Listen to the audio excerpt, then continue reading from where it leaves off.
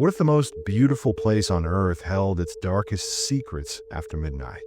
As a Yellowstone park ranger, I'm required to follow a unique set of night shift rules.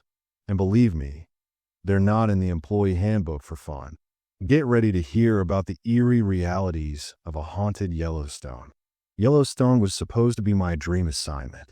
When I got the call that I'd been hired, I could practically feel my chest tighten with pride. Most rangers spend years waiting for a transfer to a park like this, the crown jewel of the national park system, a place where millions of visitors come every year to marvel at geysers, wildlife, and endless wilderness. But for me, it wasn't just about the prestige. I had grown up with maps of Yellowstone pinned to my bedroom wall, tracing the lines of rivers, memorizing the ridges of the mountains. To be here was to stand at the heart of everything I had ever wanted. At least, that's what I thought. My assignment wasn't the kind tourists ever saw. I wasn't going to be leading hikes, giving geology talks, or helping families snap photos in front of Old Faithful. Instead, I was assigned to night patrol, something they said only a few rangers could stomach. I didn't understand why until I arrived at my first shift. The sun was just bleeding into the horizon, painting the sky in shades of orange and violet. When I pulled into the ranger station near the edge of the Lamar Valley, my boots crunched over gravel as I walked inside, where a single desk lamp glowed over stacks of paperwork. A veteran ranger sat there, hunched over the desk like he'd been there for decades. His name tag read Ranger Dalton. He looked up when I entered, his eyes tired, his face weathered from years of wind and cold. There was no smile, no warm welcome, just a slow nod, like he was measuring how long I'd last. "You're the new kid," he said flatly. I introduced myself, offering a handshake. His grip was like stone. He gestured for me to sit, then slid a thin, yellowed folder across the desk. "Read this," he said. I opened the folder, expecting the standard orientation. Emergency numbers, wildlife guidelines, basic park protocols. But what I saw instead made my stomach clench. The pages weren't typed. They were handwritten, an uneven scrawl, smudged like they'd been handled too many times. At the top of the first page was a title that didn't look official at all. Unwritten Rules for Night Rangers. I blinked, confused, then glanced at Dalton. "This isn't the handbook I was given." "It's not in any handbook," he muttered. "But if you want to make it through the night shifts, you'll need to memorize every single one." My eyes drifted back to the page, where the first line read, 1. Keep your headlights on high beam, even when parked. If the dark gets too quiet, do not turn them off. My throat went dry. What does that mean? Dalton leaned back in his chair, the shadows of the lamp carving deep lines into his face. "It means exactly what it says. Don't test it." I turned to the next rule. 2. If you hear human voices calling for help after 2 a.m., do not respond. A chill ran down my spine. The next lines were just as strange. 3. Do not stare at the geysers for more than 30 seconds after midnight. 4. If you see a figure on the tree line that doesn't move like it should, radio it in, but don't approach. 5. Lock your vehicle the moment you step out, even if you're only 2 feet away.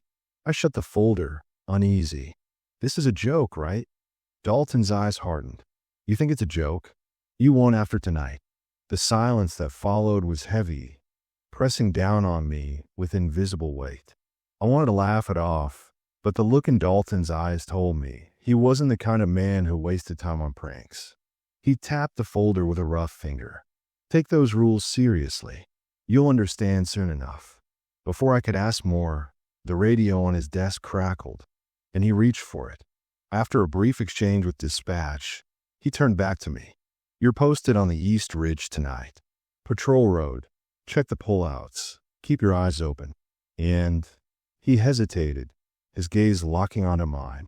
"Don't break the rules." Those last 4 words echoed in my head as I left the station and climbed into my truck. The road into the park at night was nothing like I expected. By day, Yellowstone is a symphony of life. Birds wheeling overhead, bison grazing across open fields, geysers hissing steam into the sky. But by night, the park transformed into something else entirely. The silence wasn't peaceful. It was oppressive, like the land itself was holding its breath.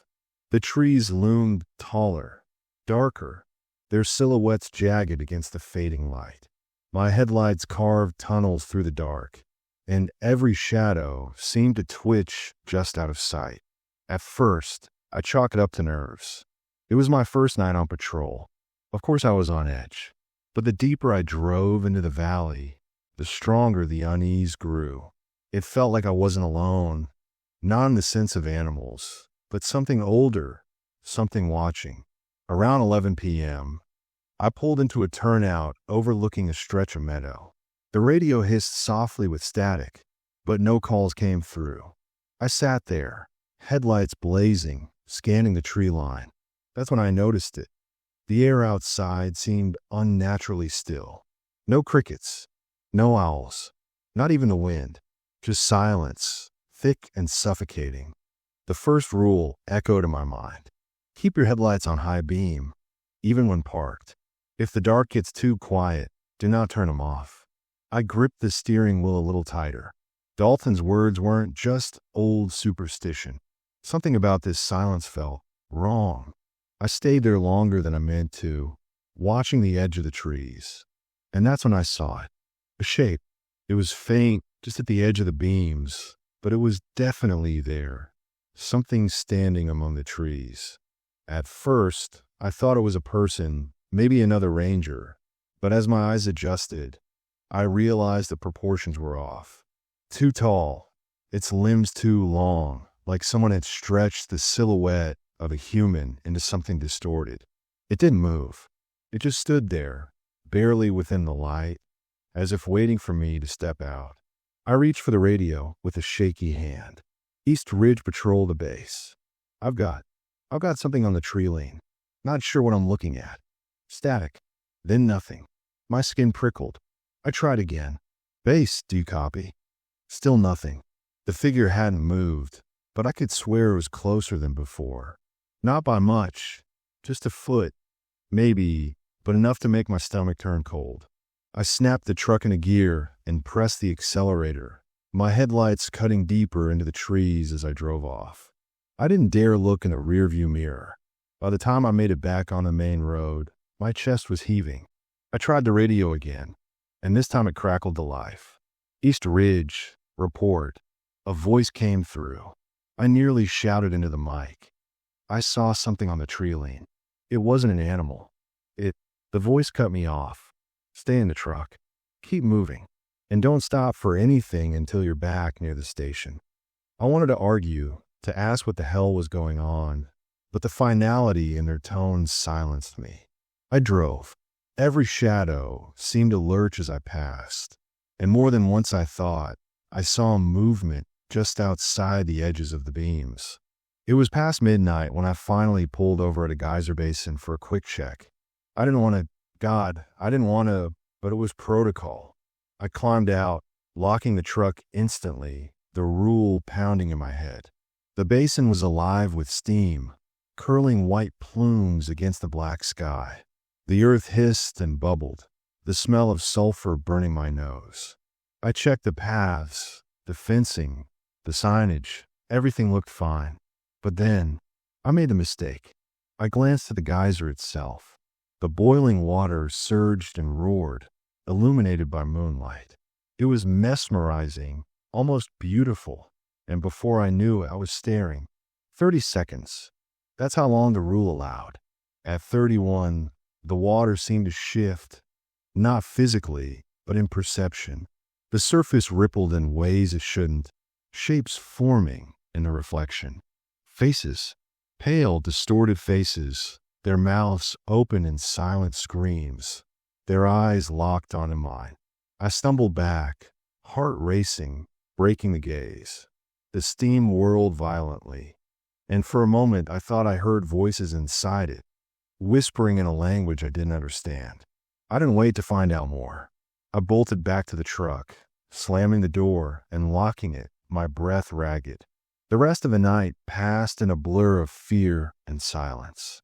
When dawn finally broke, painting the horizon gold, I drove back to the station. Dalton was waiting for me, leaning against the doorway with a cigarette. He looked at me once, and without a word, I knew he could see it in my eyes, that I understood now. "You follow the rules?" he asked.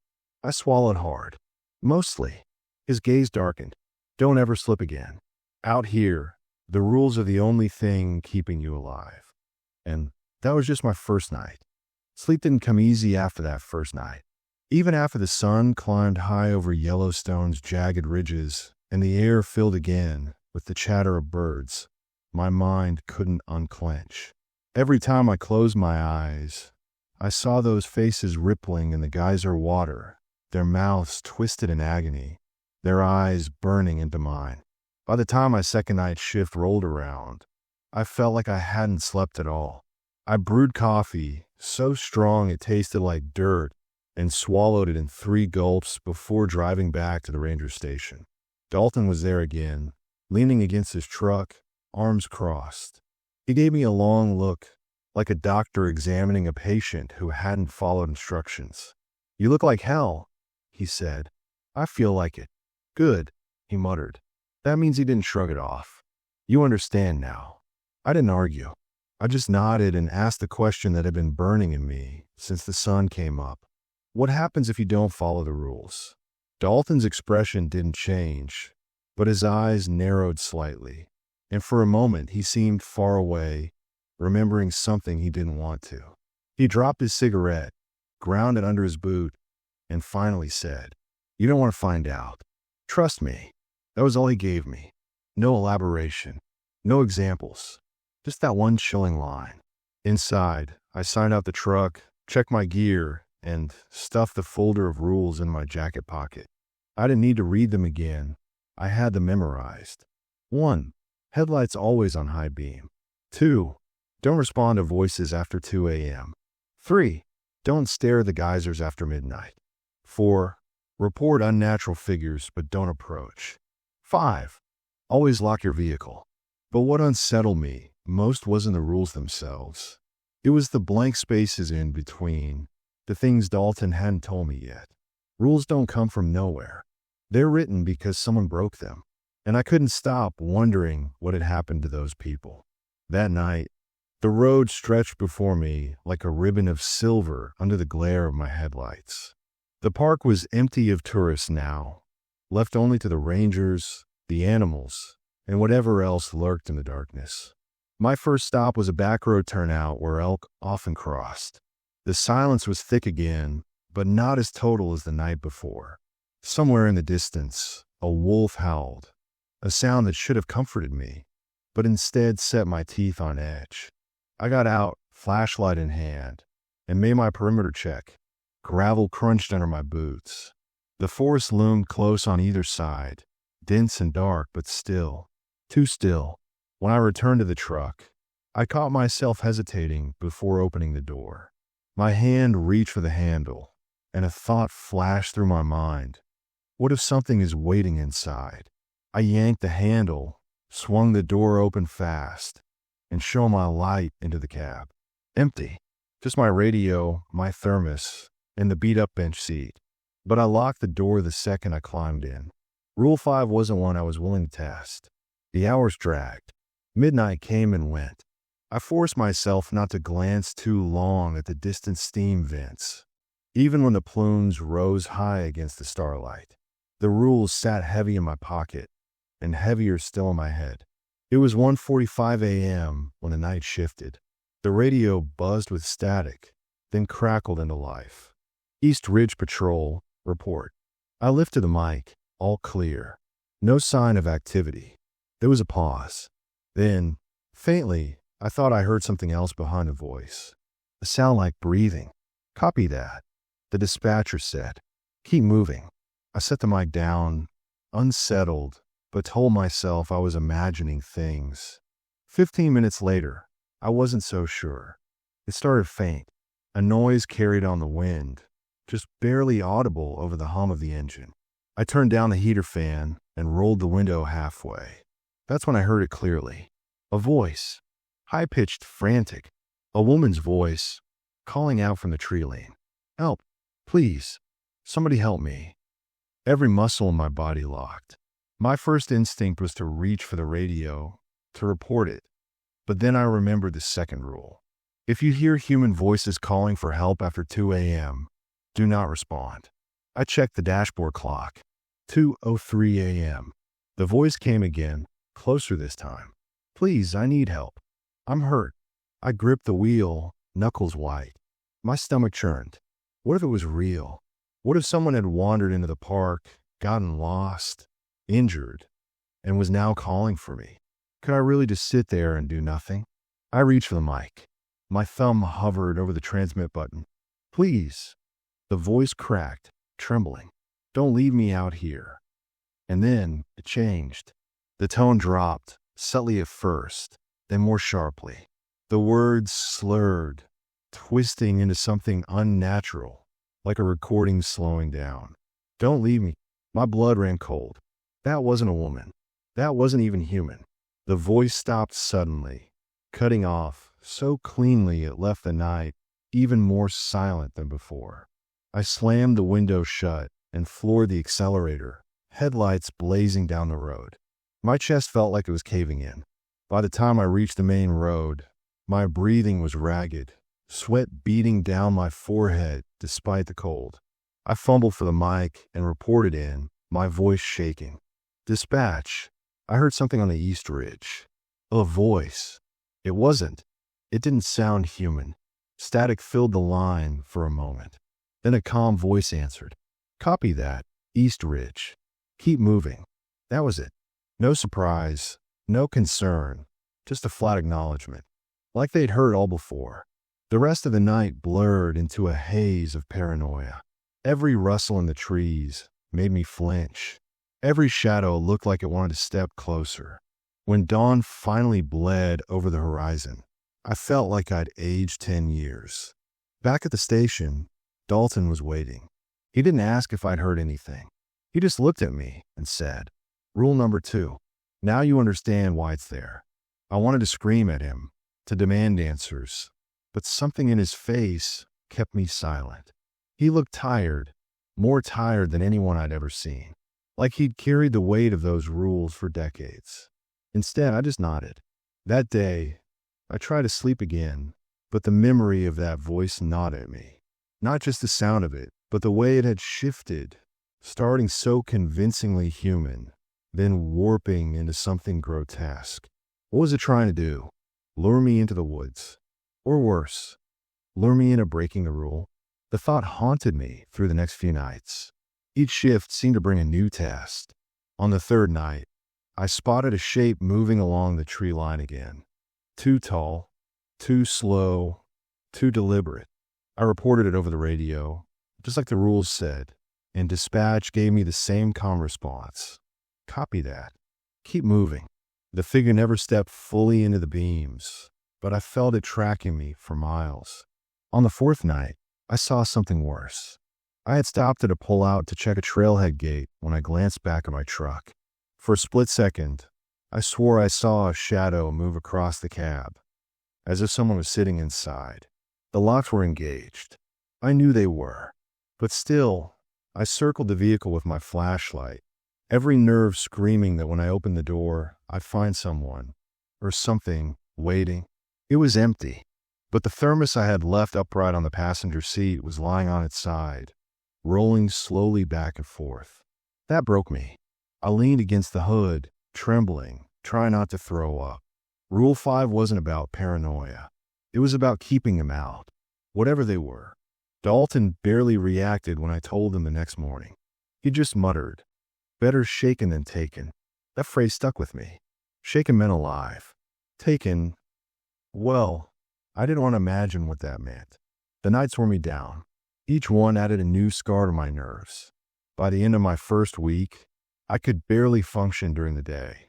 The park that had once seemed like heaven on earth now felt like a mask. A beautiful surface stretched over something monstrous. But the worst moment came on the 7th night. It was just after midnight. I had pulled over near Norris Geyser Basin, checking a side road. The air was thick with sulfur, the steam rising in white pillars. I kept my eyes away from the geysers, remembering the faces I'd seen before. But as I scanned the area, I heard something new. Not a voice, not footsteps. Laughter. Soft, childlike laughter, echoing through the steam. It froze me in place.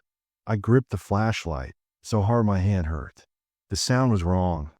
Too high, too sweet, in a place that was utterly dead of life at this hour.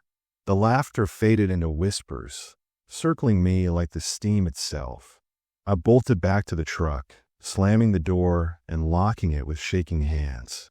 My headlights cut through the steam, and, for a fraction of a second, I saw a figure standing in the mist. Small, child-sized, but its shadow stretched impossibly long across the ground. I drove off, not daring to look back. By the time dawn came, I had memorized a new truth. The rules weren't guidelines. They were the only thread holding me above a void I couldn't understand. And the void was pulling harder every night. By the time I reached my second week of night patrol, the rules were no longer just words in a weathered folder. They were engraved into me, bone deep. I didn't question them anymore. Not after the voice that warped into something inhuman. Not after the shadow figures of the tree lean. Not after the childlike laughter swirling in the steam. But one thing still gnawed at me. Where the hell did these rules come from? They weren't in the official Ranger handbook. They weren't mentioned in orientation. No one from administration ever spoke of them. The only people who knew were the night rangers, the small, dwindling group who patrolled when the rest of the park slept. And even they spoke sparingly, if at all. I needed answers. The opportunity came one cold afternoon when most of the other rangers had gone out on day patrols. Dalton was sitting in the station, hunched over a mug of black coffee. The deep creases in his face looked carved there by decades of Yellowstone nights. I sat across from him, my notebook open, though I wasn't writing anything. I just asked straight out, who wrote those rules? For a long time, he didn't answer. He just stared at the wall, his jaw tightening. Then, finally, he said, "Depends who you ask. Some say it was an old chief ranger back in the 40s. Others say the rules go back further, passed down from the locals before the park was even officially established." "You mean indigenous tribes?" I asked. His eyes flicked to mine. "Careful with your words. This land was theirs long before it was ours. And some of them warned about things in the valleys and geysers long before there was ever a park service." He leaned closer, lowering his voice. We didn't listen. Those words hung in the air, heavy and sharp. I wanted to press, but before I could, the radio buzzed with a call and Dalton stood, grabbing his coat. "Stay curious if you want," he muttered. "But curiosity has a way of killing rangers just as quick as cougars." Then he was gone. That night, I couldn't stop thinking about what he'd said. Warnings before the park was established. I knew Yellowstone had been declared the first national park in 1872, but people had lived on this land for thousands of years before that. Tribes like the Crow, the Shoshone, the Blackfeet, they had legends, stories, knowledge carved into generations. Maybe the rules weren't just superstitions invented by paranoid rangers. Maybe they were modern echoes of something far older. The thought rattled in my mind until I finally decided to chase it down. Yellowstone had a small archive, tucked away in the basement of the admin building. Most of it was filled with boring paperwork, maintenance records, wildlife counts, maps. But buried in the stacks, I found a series of old ranger logs dating back to the early 1900s. The handwriting was spidery and uneven, the ink faded with time, but the words sent shivers crawling over my skin. July 1913, patrol, Norris Basin. Heard voices again near the steam vents, men shouting for help. We searched the area, but found no sign of campers. Rules say not to answer, but the rookie did. He went off the trail. We found his hat the next morning. Nothing else. September 1922, East Ridge. High beams flickered out for just a moment.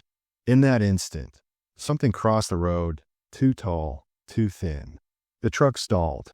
When lights came back on, it was gone. Won't drive without brights again. March 1947, Lamar Valley. Stared too long at the geysers. Saw shapes in the water. Heard my mother's voice calling me. She's been dead 20 years. Took all my strength to look away. I flipped page after page. The same patterns repeating across decades. The same rules. The same warnings. Always recorded. Always whispered. Never acknowledged in the official manuals. The most chilling entry was from 1954. May 1954, Hell Roaring Plateau. Rookie forgot to lock his truck.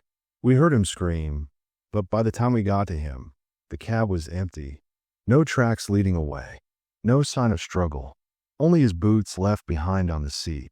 I slammed the log shut, my hands trembling. The rules weren't arbitrary. They were survival lessons, written in blood and absence. But if rangers had known this for over a century, why wasn't the public told? Why weren't the rules part of official training?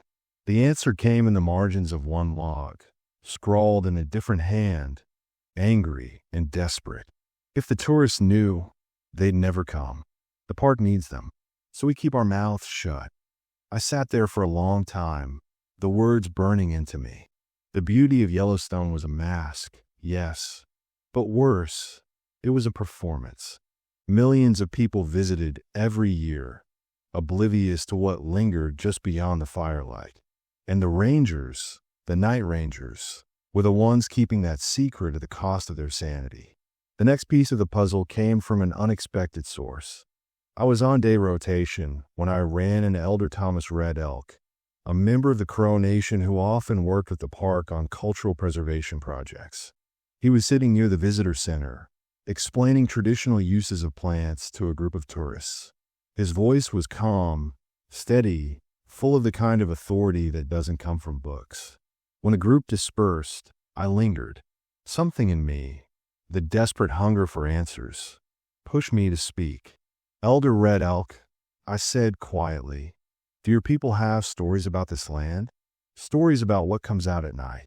His gaze locked onto mine, sharp as flint. For a long moment, he said nothing. Then he motioned for me to sit beside him on the bench. What have you seen? He asked. I hesitated, then whispered, voices in the dark, figures in the trees, things in the steam. His expression didn't change, but his eyes softened, almost with pity. We have stories, he said slowly, about spirits that walk the valleys, about voices that call from the rivers and the geysers. The water here is not ordinary. It is a threshold, a doorway, and doorways do not stay closed forever. He leaned closer, lowering his voice. Long before this place was called Yellowstone, our people knew to keep away from certain valleys at night. The earth is alive here, and not everything that stirs in it is meant for human eyes. His words rang with the same cadence as Dalton's, but heavier, deeper. I asked him a question burning in my chest. What do they want? Red Elk shook his head. Want? They do not want. They exist. Like fire. Like storm. If you cross them, they consume you. If you are wise, you keep to the rules. That is all. The rules again. Always the rules. But the way he said it, the weight of generations in his tone, made my skin crawl. These weren't just survival tricks. They were laws of nature here, as immutable as gravity. When I pressed further, asking if the rules had names, if the entities had faces, he simply stood, adjusting his coat. Do not give names to things that watch in the dark, he said. Names are invitations. And then he left. That night, with the rules heavier in my pocket than ever, I found myself on patrol near the Firehole River. The air was damp, the scent of sulfur sharp in my nose. The water churned beside the road, black and restless. As I slowed to scan the area, my headlights caught something on the bank. At first, I thought it was driftwood, pale, crooked, but then it moved. A figure crouched at the edge of the water, its limbs bent at unnatural angles, its head dipping toward the river. It was drinking, or maybe feeding. The rule flashed in my mind. Report unnatural figures, but don't approach. My hand went for the radio, but before I could speak, the figure jerked its head toward me. Its face was pale, eyeless, but its mouth stretched into a gash too wide for a human skull. Water streamed from its teeth, spilling down its chest as it grinned. I froze, unable to breathe. And then, in a voice eerily familiar, it said, "Help me." The same words I had heard in the woods. The same cadence, the same trap. I floored the accelerator, tires spitting gravel, heart pounding so hard I thought it would tear through my ribs. The figure vanished in the rear view, swallowed by the dark. But the echo of its voice followed me all night, curling in my skull like smoke. By dawn, I wasn't sure what scared me more, that the rules worked, or that something out there was actively trying to make me break them. And if that was true, then the rules weren't just guidelines. They were a war. The rules had already carved themselves into my daily routine, not because I fully understood them, but because each night proved how dangerous breaking them could be. Yet nothing had prepared me for the encounters that etched themselves into my mind. Moments where the line between Yellowstone's beauty and its horror blurred beyond recognition. The first came in Hayden Valley, a place tourists love for its wide-open plains and herds of bison grazing against the horizon. But at night, Hayden was a different beast. The valley spread like an empty bowl, swallowing sound and stretching shadows into giants. I had been assigned to patrol it alone, a decision I questioned the moment I parked my truck by the ridge. The air felt heavier than usual, thick with the musk of grass and the faint sulfur drifting from the geothermal pools nearby. My headlights bathed the plain in a cone of harsh white, but beyond that was a blackness so complete it seemed alive. That was when I heard it, a child's voice, thin, trembling, cutting through the dark. "Help me, please." The sound froze my blood. I gripped the steering wheel so hard my knuckles turned white. Rule 3. Never respond to cries for help after 2 a.m. The clock on my dash read 2:17. Whoever, or whatever, was calling wasn't supposed to be acknowledged. Still, instinct clawed at me. Every ranger is trained to save lives, and the voice had been so human, so desperate. Against my better judgment, I flicked my high beams further into the valley, searching. That's when I saw them. Figures, dozens of them, standing in the grasslands where no one should have been at this hour. Their shapes were too tall, too thin, heads tilting at unnatural angles. They didn't move like people. They shimmered faintly, like heat haze over asphalt. And then, simultaneously, they turned their faces toward me. I couldn't make out features, only pale ovals where faces should have been. A ripple of cold dread rolled through me, heavier than anything I had ever felt. My instincts screamed to run, but my body locked in place, caught in their silent stares. The radio at my side crackled violently, breaking the trance. A voice hissed through static, "Kill your lights." I didn't hesitate. I shut off the beams, plunging the valley into blackness. My heart pounded as I waited, praying that whatever I had seen would vanish. When I turned my headlights back on, the valley was empty. Not a single figure remained. The grass swayed softly in the breeze, innocent as ever, but the chill in my bones told me I had barely escaped something I wasn't supposed to see. That night, I learned that the rules weren't just guidelines, they were lifelines. But Yellowstone wasn't finished with me. Weeks later, I was stationed near Mammoth Hot Springs, where terraces of steaming, mineral-rich pools glittered under the moon. The beauty there was deceptive, a kind of haunting perfection that unsettled me even before the strange events began. It was around 3 a.m. when I noticed movement near the lowest terrace. At first, I thought it was steam drifting, but then it shifted against the wind. Slowly, a figure emerged from the haze. A man, or what looked like one. He was dressed in ranger gear, though tattered and soaked. His skin glistened like it had been boiled, patches of red and blistered white shining in the moonlight. His eyes, though, were the worst part. Empty pits, deep and black, reflecting no light at all. He raised his hand and beckoned. My stomach flipped. I remembered another rule. If you see someone wearing your uniform, but you don't recognize them, leave immediately. The figure began walking toward me, his gait jerky, unnatural. Each step echoed wetly on the mineral crust, as if his boots were soaked. The closer he came, the stronger the stench of sulfur grew, burning my nostrils. I backed away, fumbling with my flashlight. When I finally managed to flick it on, the beam hit him squarely. He dissolved, not like smoke or mist, but like he'd never existed. My light passed through where he'd stood, revealing only steam rising from the terraces. I staggered backward, nearly tripping over a rock. My pulse thundered in my ears, and my throat felt too tight to breathe. Later, I asked about it in the ranger station, carefully phrasing my question so I wouldn't sound insane. One of the older rangers, Reed, met my gaze with a grim nod. "That's on the burn ones," he said. "They walk out from the hot springs sometimes. Don't follow them. Don't acknowledge them. If you shine light, they scatter." When I asked him what they were, he said nothing, just turned away, his jaw tight, like speaking of it might summon them again. But the scariest encounter of all came on a night when I broke the rules without realizing it.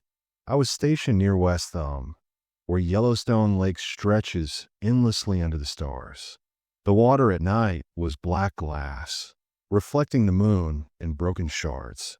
The silence there was deep, punctured only by the occasional splash of unseen fish. I had stepped out of my truck to stretch when I noticed movement by the shoreline. Something crouched there, hunched low, its silhouette stark against the water. I thought it was a bear at first, until it stood up. Tall, too tall. Its limbs were long and bent wrong, elbows jutting outward like broken wings. It turned its head slowly toward me, and though the distance was too great, I felt its eyes lock onto mine. And then it spoke, in my own voice. "You're not supposed to be here." My chest clenched, every nerve firing in panic. I scrambled back into the truck, slamming the door so hard the window rattled. My hand shook as I jammed the keys into the ignition.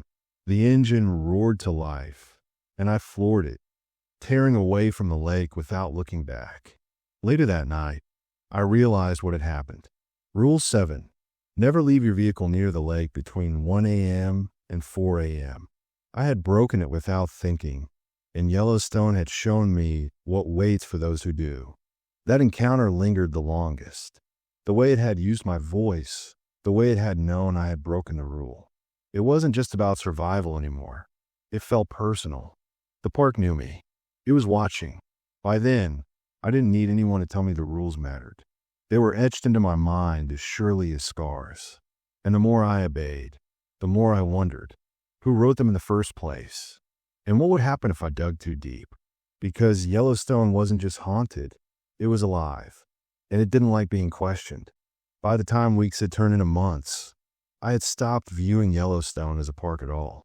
It wasn't a place. It was a presence, a vast, restless thing with rules and moods, something older than the forests, the geysers, and even the people who first told stories about it. Every night, I followed the rules with religious precision, not out of duty, but out of raw fear. But then the question started gnawing at me. Who had written those rules? Who decided that the cries in the valley weren't human, that the lake harbored voices that weren't ours, that the uniformed figures near the hot springs weren't to be spoken to? Someone had to know. Someone had to have seen enough to codify them. And one night, I found out. It was around 1:30 a.m. when I got a call over the radio. A veteran ranger named Dalton, one of the oldest still working, told me to meet him at Norris Geyser Basin. His tone was clipped, urgent, but not panicked. That alone unsettled me. Dalton was a man of few words, and he never radioed unless it was necessary. When I arrived, he was standing by Steamboat Geyser, the largest one in the world. Steam hissed from the earth, rising in massive plumes under the moonlight. Dalton's face was drawn, eyes shadowed, like he hadn't slept in days. "You've been asking questions," he said without turning to face me. I froze. He raised a hand. "Don't bother denying it. Curiosity's a dangerous thing here. But if you're going to survive, you need to know at least some of the truth." The ground rumbled softly beneath us, the geyser groaning like something alive. Dalton gestured to the rising steam. "This land, it's thin. The crust between our world and something else isn't strong here. Always been that way. The tribes knew it. That's why their warnings sound like rules. They are rules." He turned, finally looking me in the eyes. "The Park Service didn't make those rules. We inherited them." A shiver crept down my spine. Inherited from who? Dalton's jaw tightened. From the ones who were here first. The ones who saw what came out when people stopped listening. The air grew hotter, the geyser spray thickening. For a moment, the steam seemed to shape itself. Faces stretching and dissolving. Hollow eyes and open mouths writhing in silence. I stumbled back. "What the hell is that?" Dalton didn't flinch. "The reason we don't break the rules. This place feeds on attention. You see it, you acknowledge it, you give it power. That's why we ignore the cries, the figures, the voices. If we answer, if we look too long, it crosses over." The rules weren't about superstition. They were containment. But even as Dalton explained, the ground convulsed harder, a thunderous crack echoing through the basin. Water shot into the air, hissing so loudly it drowned out my thoughts. And through the spray, I saw something moving. Not a figure this time, but a shape. Massive, towering. Its outline was obscured by steam, but I glimpsed limbs that bent wrong. Too many joints, a mouth that opened wider than its body should allow. Its scream blended with the geyser's roar, shaking the earth. I couldn't move, couldn't breathe. It felt like the air was being stolen from my lungs. Dalton grabbed my arm, dragging me backward. "Don't look at it," he shouted. His voice was swallowed by the noise, but I felt the force of his words. He yanked me toward the truck, his grip bruising my skin. We didn't stop until we were miles away, the basin's roar fading into silence. Only then did Dalton let me go, his face pale under the dashboard light. "That's why you follow the rules," he said, voice low and shaking. "Because if we slip up, if we acknowledge too much, Yellowstone doesn't stay Yellowstone, and the world doesn't stay ours." I wanted to ask more, but the look in his eyes silenced me. It wasn't fear, it was resignation, like a man who had already seen the end and accepted it. Since that night, I've followed the rules with perfect obedience. I don't question. I don't hesitate, because I know what waits if I do. And yet, I can't escape the feeling that the rules aren't just for us. They're for Yellowstone, to keep it sleeping, to keep it from noticing us. But lately, the rules don't seem to be enough. The cries are louder now, closer to the station. The burned figures linger longer in the steam. The lake whispers in voices I recognize, my family, my friends. Last night, I heard my own voice again, calling from the tree line. I didn't answer. I didn't look. But I don't know how much longer I can keep pretending not to hear. So if you ever find yourself in Yellowstone after dark, remember this. The rules aren't in place for tradition, or for fun, or even for safety. They're warnings. And if you break them, the most beautiful place on earth will show you what it really is. Alive, hungry, waiting, and it doesn't forgive.